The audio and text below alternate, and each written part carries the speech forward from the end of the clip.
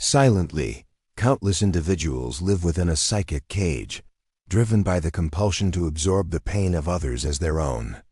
They feel a deep emotional responsibility for everyone, family, partners, friends, and colleagues, and, without knowing it, they become human sponges. They soak up the suffering of those around them, drowning in sorrows that do not belong to them. On the surface, this appears to be empathy. It seems noble and altruistic. But the psychoanalyst Carl Gustav Jung identified something much more profound and more perilous beneath this behavior. According to Jung, this tendency doesn't spring from compassion, but from an unconscious impulse that is rooted in our own unhealed emotional wounds. He called this the wounded healer complex, a psychological configuration that drives a person to seek out the suffering of others as a way to avoid confronting their own inner pain. In this dynamic, helping becomes an escape, and suffering for another becomes a psychological anesthetic to numb one's own traumas. And so the empathetic person begins to carry burdens that are not theirs, without understanding why they feel constantly exhausted, overwhelmed, or emotionally drained. This pattern often begins in childhood, when a child grows up in an unstable home, surrounded by emotionally unbalanced adults. To survive, they learn to manage the environment around them. They learn to be useful, perceptive, and sensitive to the emotional shifts of those nearby. They develop what Jung called an auxiliary ego, a false identity shaped not by their own desires, but by the need to be needed. They grow up believing that if they are not there to fix others, they have no value at all. Throughout life, this pattern wears the mask of empathy, but functions as an internal prison.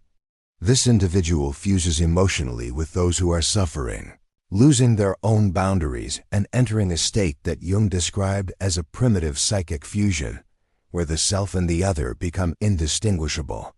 They feel what the other feels, suffer what the other suffers, and mistake this for love. But it is not love. It is emotional confusion. It is dependency disguised as compassion. In this exploration, we will venture into this intricate and often overlooked area of the psyche. We will understand how this mechanism is formed, why it continues, and most importantly, how Jung believed it was possible to break free from it.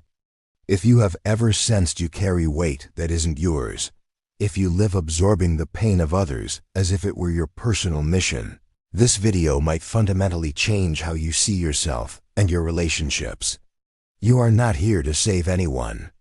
And when you stop trying to save the world, you truly begin to heal yourself. During his extensive clinical work, Carl Jung noticed a repeating pattern in people who feel an almost obsessive need to help others, even to their own detriment. They describe themselves as highly sensitive, empathetic, and supportive. They are often viewed as too good, naturally altruistic individuals whom everyone seeks out when they are in distress. However, Jung perceived in this behavior something far removed from genuine empathy. What he discovered was a deeply ingrained unconscious drive, which he named the wounded healer complex. This complex takes root when a person, rather than tending to their own emotional injuries, develops a compulsion to rescue others. This is an elaborate form of avoidance, a mechanism where aiding others becomes a method to numb their own internal suffering. The pain of others serves as a distraction. The more they can find suffering in the outside world, the less they are forced to confront the emptiness they carry within. This pattern often solidifies early in life, typically in dysfunctional family settings. The child, living in a home where adults are not emotionally stable, learns to manage the emotions of others as a survival strategy. They instinctively grasp that they must be helpful, caring, and attentive because the stability of their world depends on their ability to maintain order. In this way, they become far too responsible for their age. This child matures without learning self-care. Instead, they learn to exist for the benefit of others. Jung explained that within this type of psychological structure, the person loses the capacity to distinguish their own feelings from those of others. They experience the emotional states of those around them as if they were their own. This leads to a deep emotional blur, where the suffering of another is felt as if it were personal. The clear line between I and the other dissolves. The individual enters a state of emotional fusion, convinced that their purpose in the world is to ease the pain of others, no matter the cost.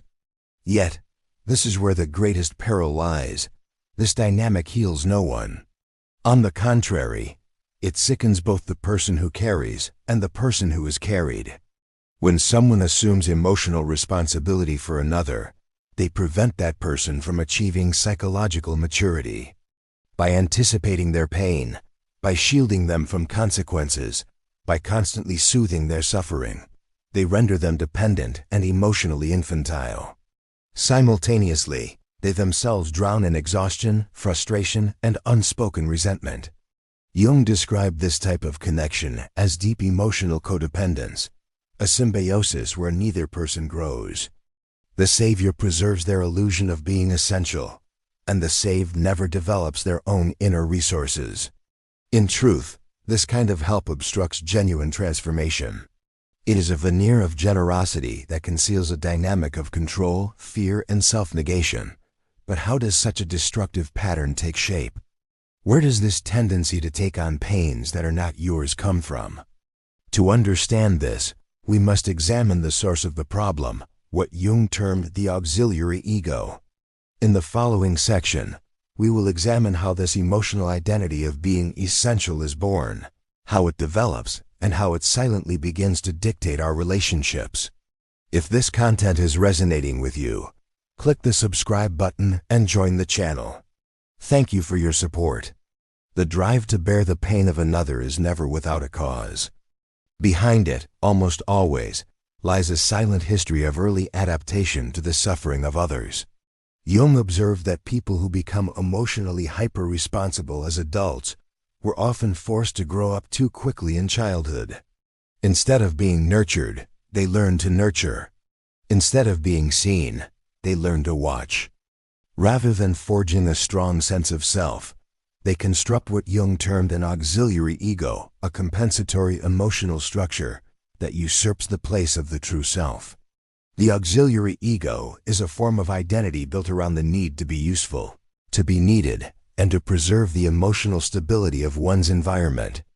The child ceases to ask, "Who am I?" and instead learns to perceive, "What must I be for them?" Over time, this adaptation hardens into their apparent personality. They become someone who feels before the other person feels, who anticipates needs, and who regulates their surroundings like a human emotional radar. However, this adaptation carries a heavy price. They never discover who they truly are outside of that function. The formation of the auxiliary ego typically happens in homes where a caregiver is emotionally unstable, absent, or overly dependent. The child senses, even without words, that the adult's well-being hinges on their behavior. Consequently, they shape their feelings to avoid creating more tension.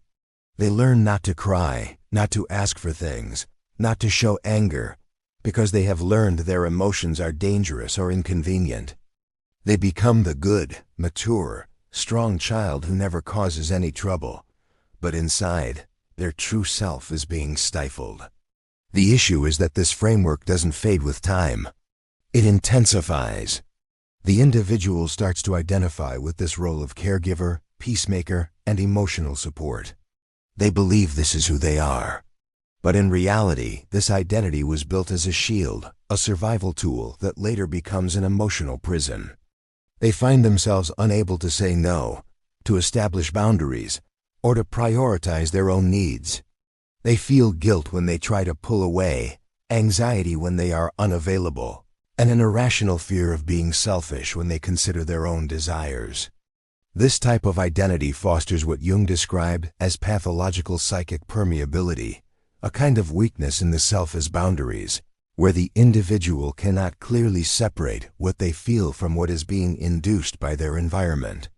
They absorb the moods of others like a sponge. A simple shift in someone's tone of voice can alter their entire internal state. They feel constantly on alert, monitoring the emotional climate. This is exhausting.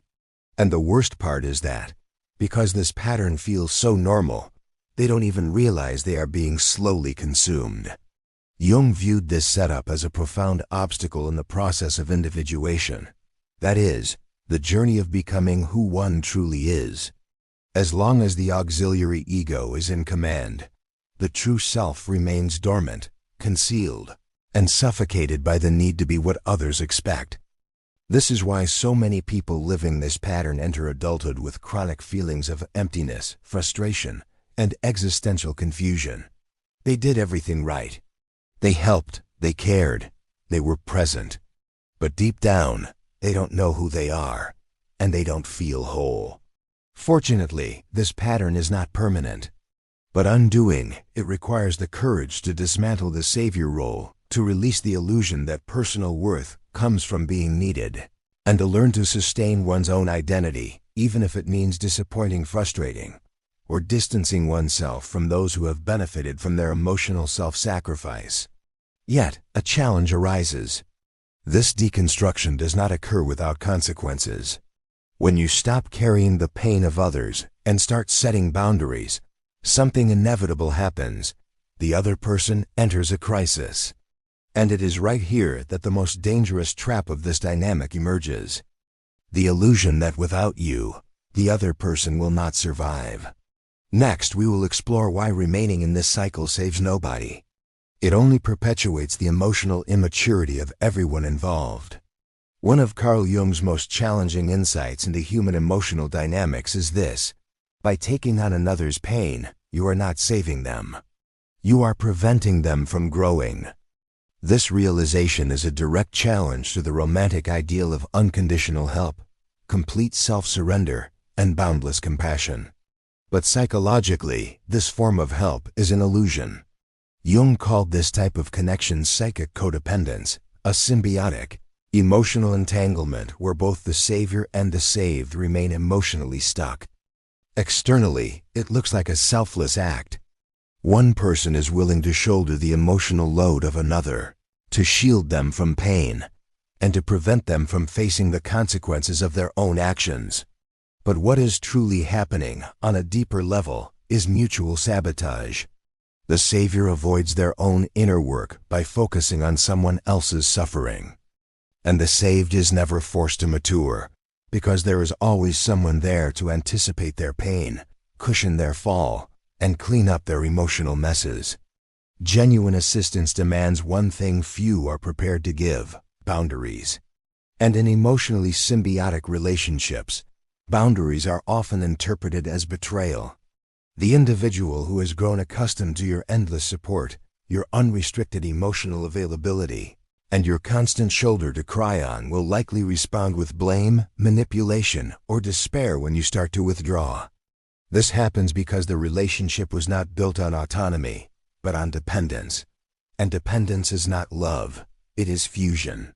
It is imprisonment. It is the negation of individuality.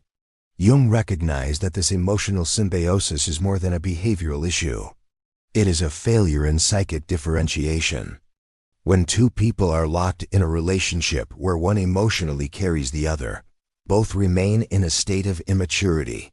The savior needs to be needed to feel valid.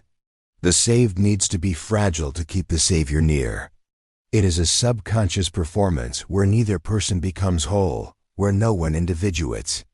And the most dangerous part is that this pattern can persist for years, even decades, slowly draining one's life force, clarity, and authenticity. Decisions are made for the other. Emotions are experienced through the other. One's own identity begins to dissolve. The result is a persistent sense of fatigue, frustration, and guilt for desiring freedom. Guilt for wanting personal space, for wanting to exist beyond the role they were assigned. But here is the truth many try to avoid facing. Growth is painful, and allowing another person to grow is also painful. When you refuse to continue being someone's chronic emotional support, you force them to face their own shadow. You compel them to develop the inner resources they never needed to use because they always had you as a crutch. This phase is certainly difficult, yes. It can create conflict, distance, and accusations. but it can also be the turning point that sparks real emotional maturation. Jung maintained that authentic compassion is only possible with psychic integrity. This means it is only possible to support another without absorbing their pain when you are firmly centered in yourself. When you know who you are, where you end, and where the other begins.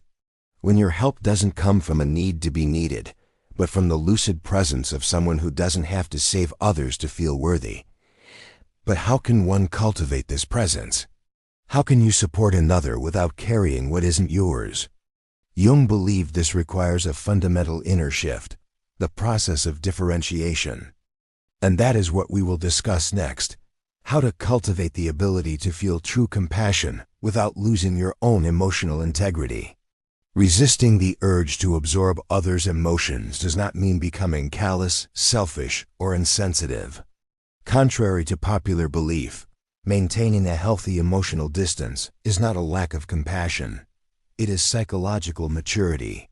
Carl Jung called this capacity conscious differentiation, the skill to recognize and hold your own internal states without confusing them with the emotional states of others. To consciously differentiate is to stop being an emotional sponge and start being a centered observer. It is the process of reclaiming your own psychological individuality. After years or even decades of emotional fusion with another, it means feeling with them, but not for them.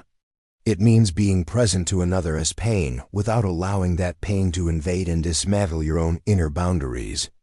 This is one of the clearest markers of a psyche that has begun the journey of individuation.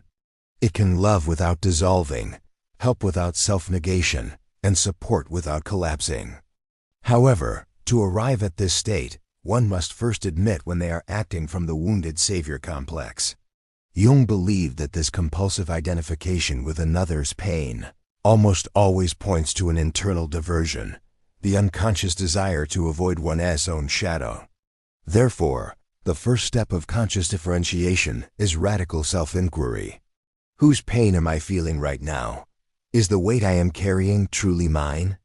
Or am I just repeating the old pattern of absorbing others' suffering to avoid facing my own? From here, a journey begins that requires emotional discipline and inner vigilance. It involves learning to return to others what belongs to them, not with indifference, but with clarity. This can be achieved through conscious practices, pausing before reacting, noticing sensations in the body, identifying emotional triggers, and above all, cultivating a solid identity outside of the caregiver role. Jung was aware of the difficulty. The impulse to save is powerful, especially for those who have built their self-worth on being needed. But he also warned that without differentiation, there can be no true relationship. What exists is fusion, projection, and confusion.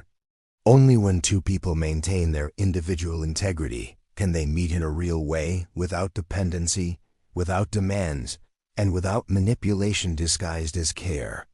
A profound element of conscious differentiation is the bravery to let others face their own consequences.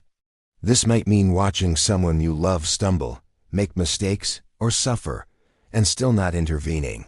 Because intervening, in that moment, would mean robbing them of their chance to mature. Authentic compassion, as Jung described, demands fortitude, the strength not to confuse empathy with invasion, love with control, or help with interference. At the core of this practice is presence, a clean, clear presence that knows how to hold another's suffering without absorbing it. This is only possible when the auxiliary ego starts to weaken and the true self emerges. A self that doesn't need to be needed to exist, that doesn't feed on others' pain to feel alive. A self that has learned to say, I am here, but I am not you. This marks the start of a different way of life. Relationships begin to be formed not on unconscious needs, but on conscious choices. And it is at this juncture that liberation occurs. But what practically changes when you stop being an emotional sponge? How do your friendships, your family dynamics, and your intimate bonds shift when you stop carrying what is not yours? This is what we will explore next. What happens when you finally let go, and everything around you starts to transform? If this message speaks to you, you will find immense value in my ebooks. Beyond the Shadow breaks down Jung's core ideas, while Dialogues with the Unconscious gives you a 30-day path to apply them in your life. Both are linked in the pinned comment. When someone ceases to internalize the pain of others, a fundamental shift occurs, not only within them but in everything around them. Relationships change, connections transform. What was once held together by need, control, or emotional dependency starts to fall apart. And in the space left by illusion, something rare begins to grow: authenticity. Releasing the burden of others' pain isn't just an inner choice. It's a total realignment in how you engage with the world. For the first time, you permit yourself to exist as a separate, autonomous individual with clear boundaries and a distinct identity. This shatters the logic of codependency. And indeed, this is destabilizing. Many people in your life will not accept this change at first. They may accuse you of being selfish, cold, or indifferent. But in truth, what they are feeling is the loss of the emotional control they once had over you, even if it was unconscious. Jung knew that when we shatter the neurotic patterns that hold our relationships together, the surrounding system can collapse. But this collapse is necessary. It is the beginning of a new order, both internally and externally. The relationships that survive your liberation are those that were ready to evolve. Those that dissolve reveal that they only existed because you were negating yourself to sustain them. You start to discern with clarity which connections were built on real love and which were sustained by a disguised need. Relationships where you were only valued as long as you said yes, as long as you were available, as long as you carried what wasn't yours. Now, by setting boundaries and choosing not to absorb, you compel the other person to take responsibility for themselves. And this can be the greatest gift anyone can receive, even if it initially feels like a loss. Internally, this freedom unlocks a new source of energy. Something awakens. You reclaim parts of yourself that were frozen by the duty to always be the support, the strong one, the understanding one. You begin to experience silence without guilt, solitude without pain, and autonomy without fear. A part of your psyche, once filled with the exhaustion of feeling for everyone else, is now clear. And this newly free space begins to be filled with your own presence. Connections founded on choice rather than necessity are fundamentally different. They don't demand constant validation, don't create guilt when there's distance, and don't beg for sacrifices. They are quieter relationships, but more genuine. Freer, but more committed. Because now you are no longer there to be needed. You are there because you choose to be. And that changes everything. It is in this new territory that the possibility of real love is born, loving without absorbing, without controlling, and without erasing yourself. Compassion becomes a deliberate choice, not an automatic reflex. Care becomes presence, not dependency. You can finally look at another without the fear of losing them, because you are no longer willing to lose yourself to keep anyone close. However, this transformation can only be maintained through a dedicated practice of self-observation, self-reintegration, and inner strengthening. The mind must relearn how to recognize its boundaries. The body must learn how to say no. The heart must accept that sometimes, allowing someone to suffer is the greatest act of love possible.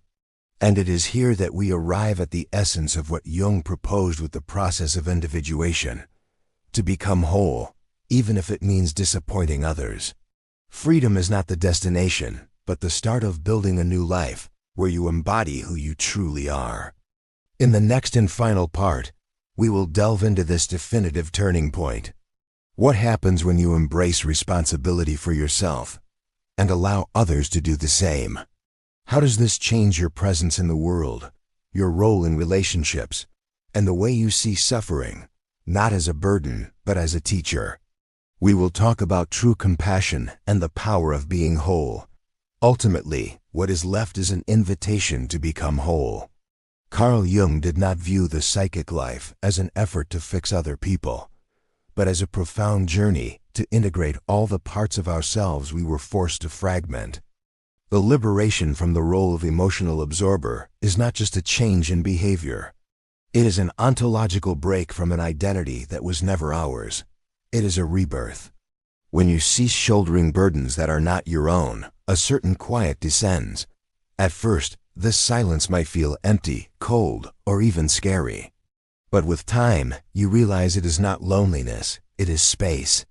Space for your true self to emerge. Space to feel what is yours, and only what is yours. Space to find yourself. This shift doesn't erase suffering. It alters your relationship to it. You stop throwing yourself at the pain of others like an emotional firefighter and start holding it with presence, without fusion. You begin to allow others to feel, to fall, and to rise, and you discover that they are capable. And within this act of faith, a transformation occurs. The other person matures. And so do you. Real compassion, Jung taught, emerges from inner fortitude. It doesn't need to scream or sacrifice itself. It observes, holds, and respects. It understands that suffering is often the only path we have to awaken. And for that reason, true love does not carry. It trusts. It does not absorb. It embraces. It does not invade. It holds from a distance. When you become whole, you don't stop loving. You finally begin to love in a real way, to love with freedom, with boundaries, and with authentic presence. And perhaps this is one of the most painful and liberating discoveries of adult life. Your purpose is not to rescue anyone. Your only duty is to become so deeply yourself that your own wholeness inspires others to do the same. Now the next move is up to you. If this video spoke to you, if you saw yourself in this pattern or are trying to break free from it, write in the comments, "I choose to be free." I want to see how many of you are ready to let go of the savior role and finally take responsibility for yourselves. And don't forget to subscribe to the channel. Here, we don't offer easy answers.